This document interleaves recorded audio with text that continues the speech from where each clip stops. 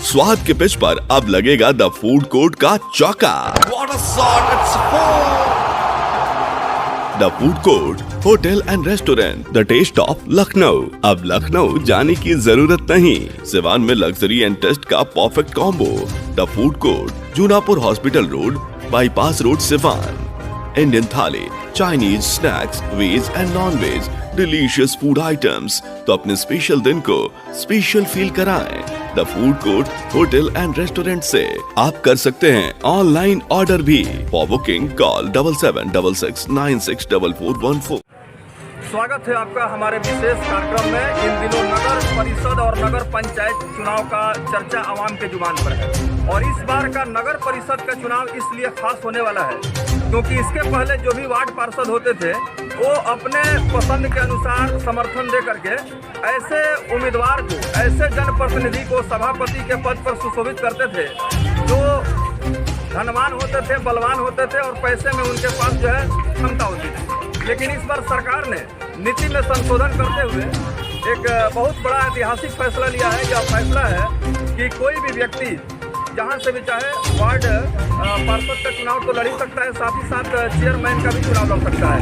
अगर सिवान नगर परिषद की बात करें तो यह नगर परिषद सिवान काफ़ी चर्चाओं में रहा है और इसके ऊपर कई संगीन आरोप भी लगे हैं। कई मामले न्यायालय तक गए, इंक्वायरी हुआ, अनुसंधान हुआ और इन तमाम चीज़ों को लेकर के, खास करके भ्रष्टाचार को लेकर के जो वार्ड पार्षद काफ़ी सक्रिय रहे, उनके जो प्रतिनिधि हैं, आइए हम उनका परिचय कराते हैं और क्या कुछ इस बार जो है कहना चाहेंगे इस बार चुनाव को लेकर के। सबसे पहले तो सर आपका बहुत बहुत स्वागत है। धन्यवाद जी। जहाँ तक परिचय की बात है, मैं इंतखाब अहमद जी, पूर्व पार्षद हुए यहाँ पर जी, सिवान नगर परिषद में। कई जांच आपके द्वारा कराया गया और यह मामला जो है अनुसंधान हुआ, देखिए कार्रवाई हुई। हाँ, सिवान नगर परिषद जांच जो वहाँ की बात है कि 15 वर्षों से हम देख रहे हैं यहाँ पर, जब से हम पार्षद 2007 में बंद कराए जी, ये भ्रष्टाचार का अड्डा बना हुआ है। जब भ्रष्टाचार करता है, जब हम लोग जाँच करने आए, हम लोग देखे भाई कि नगर परिषद का काम है शहर की साफ सफाई करना। लेकिन जब हमको लगा कि शहर नगर परिषद के अंदर ही कचरा है, गंदगी है, तो मैंने सोचा कि सबसे पहले काम एज ए पार्षद जिम्मेदारी, मतलब जागरूक जनता के हैसियत से, एक पार्षद के हैसियत से मैं नगर परिषद को सफाई करने में लगे। जब देखा तो यहाँ एक से घोटाला पड़ा हुआ था, चाहे बस स्टैंड का घोटाला हो, चाहे डीजल घोटाला हो, चाहे आपको डस्टबिन घोटाला हो, चाहे LED लाइट घोटाला हो, बहुत सारे अनेकों घोटाला, जमीन घोटाला है, अनेकों घोटाला है। घोटाला गिनाने में हमको लगा समझे कि 25-30 घोटाला होंगे हमारे लोग। इन घोटालों को हमने जांच करना शुरू किया, मतलब कि इस पर RTI के मांगना शुरू किया और उस पर जाँच किया। जांच करने के बाद हमने आवेदन दिया, इस पर जांच हुआ, जांच के उपरांत FIR भी हुआ। FIR हुआ सब पर। तो सर प्राथमिकियां दर्ज की गई, अनुसंधान हुआ। आपको क्या लगता है कि चूंकि आपने भ्रष्टाचार को लेकर के जो न्याय के लिए दरवाजा आपने खटखटाया, उसका परिणाम सही मायनों में मिल पाया है कि नहीं अभी तक? एकदम मिला है। 3-4 FIR हो चुके हैं, ये कम बड़ी बात है। भले कोई अब ये लोग जेल नहीं जा सका, धन बल के बदौलत मैनेज कर लिया, लेकिन निश्चित तौर पर FIR तो हुआ जी। चलिए अब हम थोड़ा सा स्वच्छता को लेकर के बात करेंगे, क्योंकि नगर परिषद के सौंदर्यीकरण के लिए और स्वच्छ बनाने के लिए सरकार का बहुत सारा योजना और कार्यक्रम चलता रहा है। बहुत सारा मतलब वित्तीय सहयोग भी सरकार देती है। सिवान की बात करें तो आपको क्या लगता है स्वच्छता के मामले में यह कहाँ खड़ा है? देखिए आप सामने आप कह रहे हैं डस्टबिन कहाँ खड़ा है, तस्वीर हम दिखाएंगे। डस्टबिन कहाँ खड़ा है, ये खड़ा है कि लेटा है जी। ये कितने का इसका मालूम है जी? ये 29,000 रुपये का एक डस्टबिन है। 29,000 रुपये का? 29,000 रुपये का ये डस्टबिन एक है।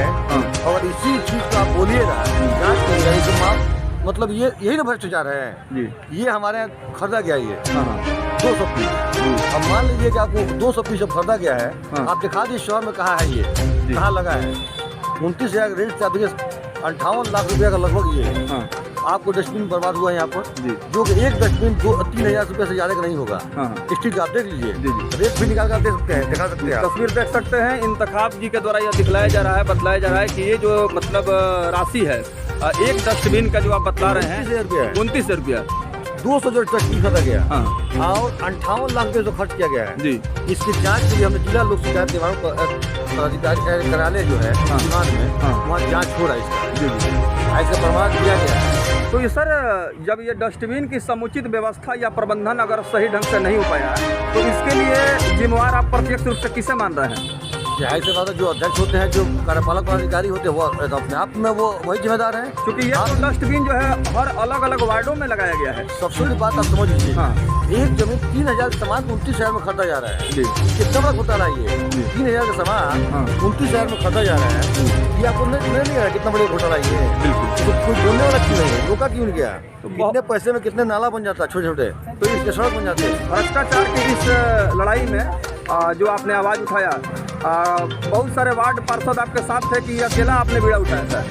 नहीं, बहुत एक आध दो पार्षद हमारे साथ रहे। हाँ। हमारे साथ श्री विक्रम कुमार तिवारी मंत्री बिहार सरकार, हाँ।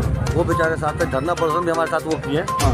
और पत्रकार लोग हमारे साथ थे, बुद्धिजीवी वर्ग हमारे साथ था, वकील लोग हमारे साथ थे, ईमानदार कुछ पदाधिकारी लोग हमारे साथ थे जो मार्गदर्शन आज भी करते हैं।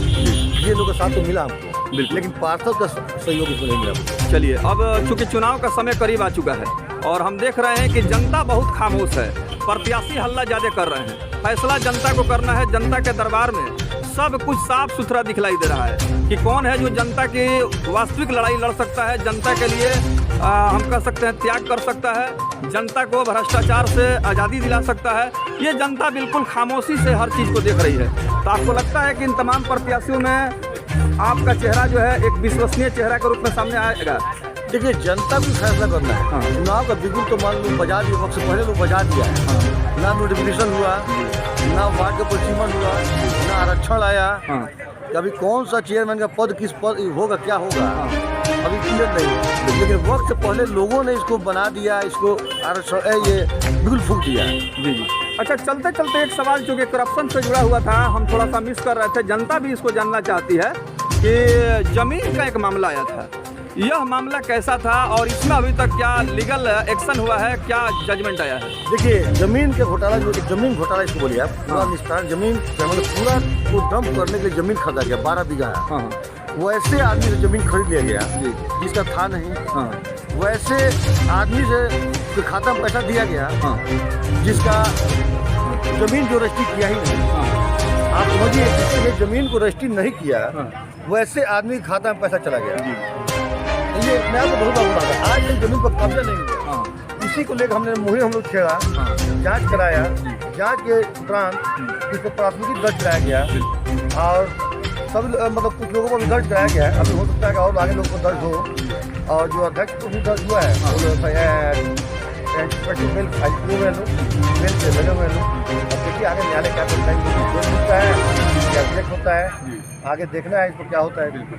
देखिए, इंतखाब अहमद ने साफ तौर पर कहा कि लोकतंत्र में जनता भाग्य विधाता है और यह ऐतिहासिक फैसला सरकार का है जिसमें जनता को चेयरमैन का चुनाव करना है। जनता इस बार जो है निश्चित रूप से जात पात धर्म मजहब से ऊपर उठ करके एक इंसाफ पसंद, न्याय पसंद और विकास करने वाले व्यक्ति को ही उस पद पर पदस्थापित करेगी, विराजमान करेगी, सुशोभित करेगी जो इसकी योग्यता रखता हो, सलाहियत रखता हो। बहुत सारे ऐसे नए नए दावेदार उम्मीदवार आए हैं जिन्होंने जनता का अभी तक लड़ाई नहीं लड़ा है। भ्रष्टाचार के खिलाफ उन्होंने कोई संघर्ष नहीं किया है, लेकिन उनकी दावा हो रही है कि भ्रष्टाचार को मिटा देंगे, व्यवस्था को सुधार देंगे। जाहिर सी बात है, जिसके पास व्यवहारिक ज्ञान होगा और धरातल पर कार्य करने का तजुर्बा होगा, वही व्यक्ति भ्रष्टाचार के दीमक से आज़ादी दिला सकता है और भ्रष्टाचार के खिलाफ जो है लड़ाई लड़ सकता है। नहीं तो जनता को फिर वही दिन देखना होगा जिस दिन से जनता गुजरी है, क्योंकि जनता कार्यालय का चक्कर लगा रही थी, बाबू सुन नहीं रहे थे। सरकारी जो मुलाजिम थे वो जनता को सिर्फ झूठा आश्वासन दे रहे थे। अब ये काम झूठा आश्वासन का नहीं चलेगा, क्योंकि लोकतंत्र में जागरूकता आई है और इंतखाब अहमद जैसे ऐसे उम्मीदवार जो जनता की लड़ाई लड़ते आए हैं और इन्होंने काफ़ी संघर्ष किया है, इनके ऊपर बहुत सारे गंभीर आरोप भी लगाए हैं और इनका पारिवारिक पृष्ठभूमि का अगर हम थोड़ा सा अध्ययन करें तो मैं निश्चित रूप से कहना चाहूँगा एज ए पत्रकार, निष्पक्षता के साथ और निर्भीक होकर के कि जुल्म और अत्याचार के खिलाफ आवाज़ उठाने वाले परिवार से आते हैं और इन्होंने कभी भी अपने दामन पर दाग लगने नहीं दिया है। इसीलिए जनता को इस बार जात पात धर्म मजहब से ऊपर उठ करके एक इंसाफ पसंद और भ्रष्टाचार के खिलाफ सही लड़ाई लड़ने वाले प्रत्याशी को चेयरमैन के पद पर सुशोभित करना चाहिए, जिससे कि लोकतंत्र की गरिमा की रक्षा हो, भारतीय संविधान बच सके, व्यवस्था सुधर सके और यहाँ जो सरकारी मुलाजिम है वो जनता का मान सम्मान दे सके। हमारे सर विशेष कार्यक्रम में शामिल हुए और आपने बहुत सारे मुद्दों पर बहुत ही गंभीरता से अपने बात रखा। उम्मीद करेंगे इस चैनल न्यूज़ के माध्यम से जनता निश्चित रूप से आपके विचार से अवगत होगी और इस बार लोकतंत्र के महापर्व में आप जैसे उम्मीदवारों के ऊपर निश्चित रूप से दांव लगाएगी। बहुत बहुत धन्यवाद।